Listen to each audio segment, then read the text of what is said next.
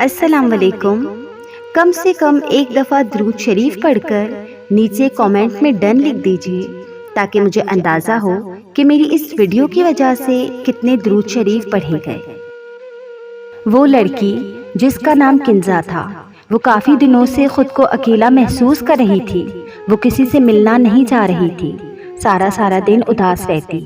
आज भी जब वो कॉलेज आई अपनी क्लासेस अटेंड करने के लिए, काफ़ी दिन क्लासेस स्किप करने के बाद भी आज भी उसका क्लास लेने का दिल नहीं था। वो किसी से बात किए बगैर बाहर हॉल में आकर एक बेंच पर अपनी टांगों पे सर रख कर बैठ गई। पूरे कॉलेज में काफ़ी हलचल थी। सब लड़कियों की आवाज़ें कह कहे उसके कानों में गूंज रही थी, मगर वो उन सब से लाताल्लुक़ बैठी थी। अचानक वो रोने लगी और बहुत रोई। फिर वो बाथरूम गई और जब निकली तो एक हिजाब में खड़ी लड़की उसे देख रही थी। किंजा उस लड़की को नज़रअंदाज करके आगे बढ़ने लगी तो उस लड़की ने आवाज़ दी, किंजा। किंजा ने मुड़कर देखा तो कहा, मैं तुमसे बात करना चाहती हूँ। किंजा ने हाँ में ऊपर नीचे सर हिलाया तो उस लड़की ने किंजा को बेंच की तरफ इशारा करके बैठने को कहा। दोनों बेंच पर बैठी तो उस लड़की ने किंजा से कहा, क्या बात है किंजा, क्यों इतनी खोई हुई रहती हो? पहले तो तुम सबसे बातचीत किया करती थी, अब क्या हो गया है तुम्हें? अलग थलग से नजर आती हो, क्लासेस भी बंक करने लगी हो। अपनी जो भी फीलिंग्स हैं मुझे बताओ किंजा। पहले तो किंजा थोड़ा सा झिझकी, फिर उस लड़की ने कहा, घबराओ नहीं किंजा, मुझे अपना दोस्त समझो और कह डालो कैसा महसूस कर रही हो और क्यों महसूस कर रही हो ऐसा। उसने अपना हिजाब हटाया तो वो बिनिश थी, जो कि किंजा की क्लास फेलो थी, जो क्लास की सबसे नेक और शरीफ लड़की थी, जिसके कॉलेज आने का मकसद सिर्फ पढ़ाई था। वो काफ़ी इबादत गुजार लड़की थी। किंजा बस उस लड़की के बारे में इतना ही जानती थी, क्योंकि वो लड़की क्लास में बहुत ज़्यादा किसी से बातचीत नहीं करती थी। आज जब उसने खुद मुखातिब होकर किंजा से कहा कि बताओ क्यों परेशान हो, क्या महसूस करती हो, अब किंजा ने उसे जवाब दिया, बिनिश, मैं बहुत परेशान हूँ। मुझे रात रात नींद नहीं आती और कभी कभार इतना सोती हूँ कि उठने का दिल नहीं करता। सबसे दूर भागने लगी हूँ, तन्हा पसंद हो गई हूँ, बात बात पे रोना शुरू कर देती हूँ, बहुत उदासी का शिकार रहती हूँ, सारा दिन उदास रहती हूँ। घर में भी अम्मी और घर वालों से बहुत कम बातचीत करती हूँ। पहले जिन जिन चीज़ों को करने में मुझे खुशी मिलती थी, अब मैं उनसे दूर भागती हूँ। स्टडी पर भी ध्यान नहीं देती, सिर्फ एक कमरे में ही बंद होकर रहने को दिल करता है। घर में सबसे बातचीत करना मुश्किल हो गया है। ऐसा लगता है बिल्कुल भी एनर्जी मेरे अंदर है ही नहीं। मैं सही सोच नहीं पा रही। मेरी ज़िंदगी का कोई भी फैसला मैं सही तरीके से नहीं कर पा रही। मेरी ज़िंदगी बिल्कुल स्टक हो गई है, रुक सी गई है। समझ नहीं आता कि क्या हो रहा है। मैं खुद से कोई हल नहीं निकाल पा रही। सुसाइडल थॉट्स आते हैं कि मेरी ज़िंदगी तो यूज़लेस है, मेरी ज़िंदगी का कोई मकसद नहीं। दिल करता है खुदकुशी कर लूँ, ख़त्म कर दूँ अपनी इस अजीरन सी ज़िंदगी को। कभी कभार नमाज़ पढ़ती हूँ तो गिल्ट फील होता है कि मैं सही तरीके से नमाज नहीं पढ़ रही। शायद मैं उस तरह इबादत नहीं कर पा रही जैसी करनी चाहिए। मैं अपनी इबादत से अल्लाह के करीब नहीं हो पा रही। बस ये सब सोचकर इबादत भी छोड़ देती हूँ। ये सारी सिचुएशंस हैं जो मुझे आजकल बहुत ज़्यादा फेस करनी पड़ रही है। बिनिश ने तहम्मुल से उसकी सारी बात सुनी और कहा, देखो किंजा, ये एक बीमारी है जिसे हम दिमागी बीमारी कंसीडर करते हैं और ये सबको हो सकती है। और ये जो सब तुम बता रही हो ये सब डिप्रेसिव सिम्टम्स हैं, यानी डिप्रेशन की बीमारी है तुम्हें। अब ये डिप्रेशन तुम्हें जो हुआ है, जिसकी कोई ना कोई रीज़न भी होगी, क्योंकि बगैर रीज़न के ये किसी को नहीं होता। तो क्या तुम मुझे बता सकती हो कि क्या हुआ है? किंजा ने बताया, बिनिश, एफबी पे मुझे एक लड़का मिला था। उसने मुझसे बातचीत शुरू की। शुरू में तो हम कम ही बातचीत करते और सिर्फ मैसेजेस पे बात करते, मगर फिर हम एक दूसरे को जानने लगे तो वो मुझे अच्छा लगने लगा। मेरे दिल में उसके लिए फीलिंग्स पैदा होने लगी। फिर हम डेली बात करने लगे, या जो भी फ्री टाइम होता हम उसमें बात करते। फिर मुझे उससे मोहब्बत हो गई और वो भी मुझ में ऐसी ही दिलचस्पी लेने लगा। वो लड़का लाहौर का था और उसका नाम जवाद था। 5-6 महीने तक हमने एक दूसरे से बातचीत की, सिर्फ एक दूसरे को तस्वीर पर ही देखा था, कभी मिले नहीं। कॉल पे भी बात होती थी। उसने भी मुझसे मोहब्बत का इजहार किया। फिर मैंने उससे शादी की बात की तो उसने कहा, मेरी पढ़ाई कंप्लीट हो जाएगी तब मैं अपने घर में तुम्हारे बारे में बात करूँगा। اس نے مجھے بہت خواب دکھائے اپنے ساتھ جینے کے، مگر جب میں شادی کی بات کرتی تو وہ ٹال دیتا۔ پھر ایک صبح جب میں اٹھی تو میں نے دیکھا کہ اس کا اکاؤنٹ ڈس اپیئر ہو گیا ہے، یعنی اس نے اپنا اکاؤنٹ ڈی ایکٹیویٹ کر دیا ہے۔ میں بہت پریشان ہوئی، وہ جیسے غائب سا ہو گیا، وہ مجھ سے بات نہیں کرتا۔ 2 مہینے ہو گئے ہیں اس نے مجھ سے بات نہیں کی۔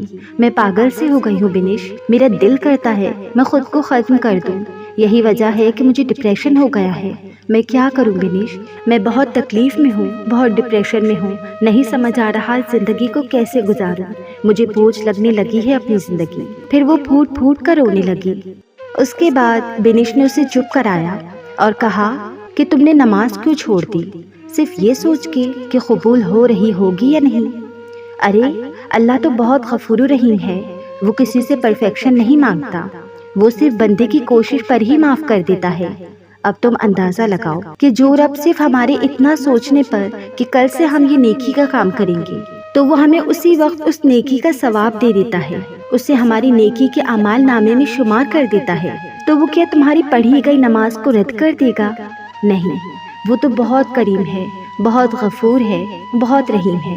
اس کے بارے میں ایسے خرافات دل سے نکال دو، دماغ سے نکال دو۔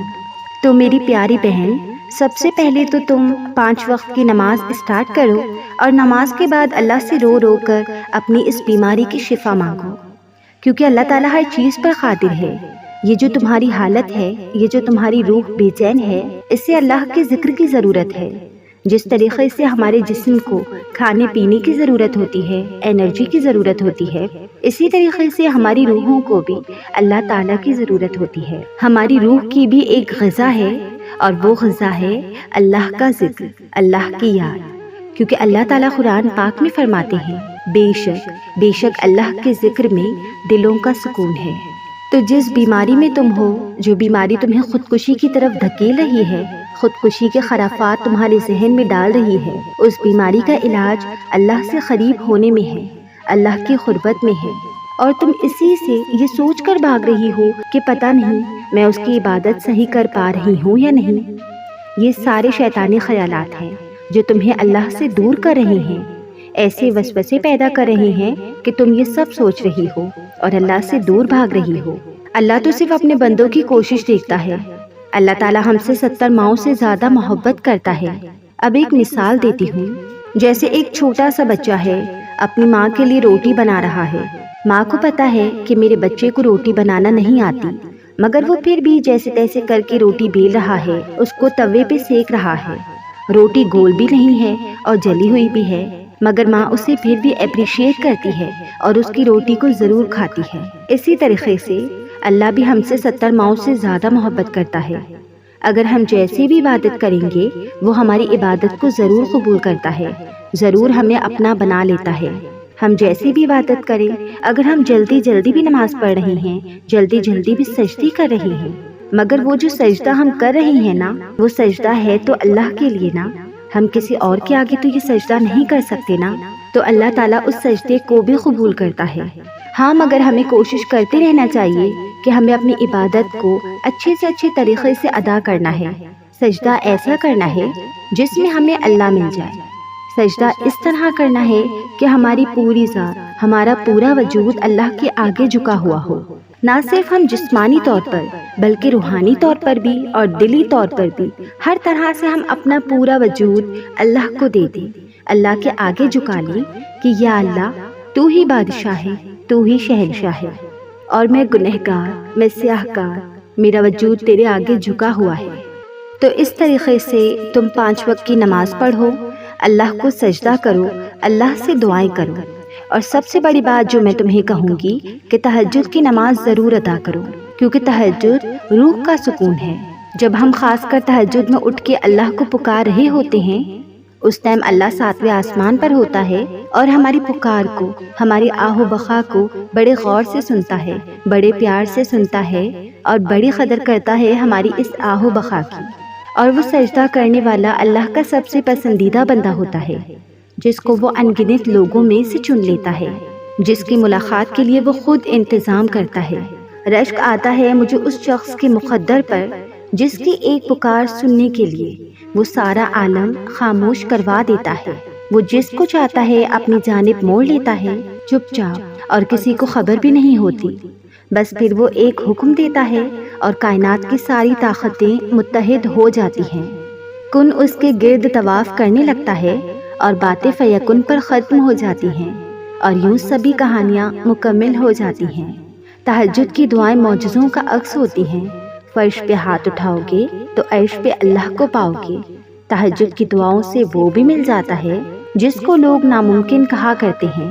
اس طرح کنزا اس کی ساری باتیں بہت خاموشی سے سن رہی تھی، اور پھر اس نے کہا، اور جو دعا سے حاصل نہ ہو سکا وہ تہجد سے بھی تو ہو سکتا ہے۔ نصیب بھی ہار جاتا ہے تہجد کی دعاؤں کے آگے۔ پھر تمہیں کون سی چیز روک رہی ہے رب سے مانگنے سے؟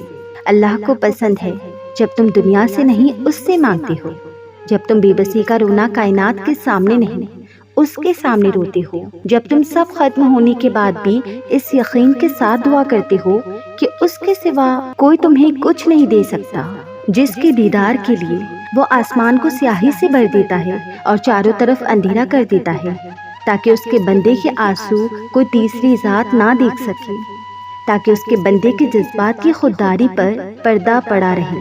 سب کو بے فکری کی نیند سلا کر وہ اپنے اس خاص بندے کو اپنی جستجو کی فکر لگا دیتا ہے۔ تاخ راتوں کا انتظار کرنے کی ضرورت کہاں پڑتی ہے؟ نم آنکھیں اور سسکتا ہوا دل اس کو تہجد میں جو ڈھونڈ لیتا ہے۔ تو تم 5 وقت کی نماز ادا کیا کرو، ساتھ میں تہجد بھی پڑھا کرو، قرآن پاک پڑھا کرو۔ جب بھی تمہیں ایسی فیلنگز آئیں تو تم اللہ تعالیٰ کے قریب چلی جایا کرو۔ تو کنزا، آج ہم یہاں بیٹھے ہیں، تم آج سے 10 دن بعد آنا، اور جو کچھ میں نے تمہیں کہا ان سب چیزوں پر عمل کرنا، خصوصاً تہجد کی نماز ضرور ادا کرنا 5 نمازوں کے ساتھ۔ اس طرح کی سچویشن میں اللہ تعالیٰ سے دور ہونے کی بجائے اللہ تعالیٰ کے قریب جایا جاتا ہے، اس کو منایا جاتا ہے۔ تم دیکھنا تمہیں کتنا سکون ملے گا، اور میں بھی تمہارے لیے بہت دعا کروں گی کہ اللہ تعالیٰ تمہیں بہت سکون عطا کرے، تمہیں اس بیماری سے نکالے اور تمہیں نیک بندوں کی طرح زندگی گزارنے کی ہمت دے۔ اور اس لڑکے کا غم کرنا چھوڑ دو جس لڑکے نے تم سے صرف باتیں کی، وہ تم سے شادی نہیں کرے گا، کیونکہ وہ صرف تم سے ٹائم پاس کرنا چاہتا تھا، کیونکہ جب تک اس کو تم سے ٹائم پاس کرنا تھا اس نے ٹائم پاس کیا، اور جب اس کا دل بھر گیا تو اس نے اپنی آئی ڈی ڈی ایکٹیویٹ کر لی۔ تو اس لڑکے کا غم اپنے اندر سے ختم کر دو، کیونکہ وہ لڑکا اگر تم سے محبت کرتا تو وہ کبھی بھی اس طرح تمہیں بے یار و مددگار نہیں چھوڑتا۔ کیوں اپنی اس انمول سی نعمت زندگی کو کسی بے قدرے کے لیے برباد کر رہی ہو؟ یہ لو میرا فون نمبر، اور جب بھی دل اداس ہو تو مجھ سے بات کر لیا کرو۔ کنزا نے اپنے آنسو صاف کیے اور بنش کو اپنے گلے سے لگایا اور بہت رونے لگی اور اس کا بہت شکریہ ادا کرنے لگی، اور اس کے بعد وہ دونوں بہت اچھی دوستیں بن گئی۔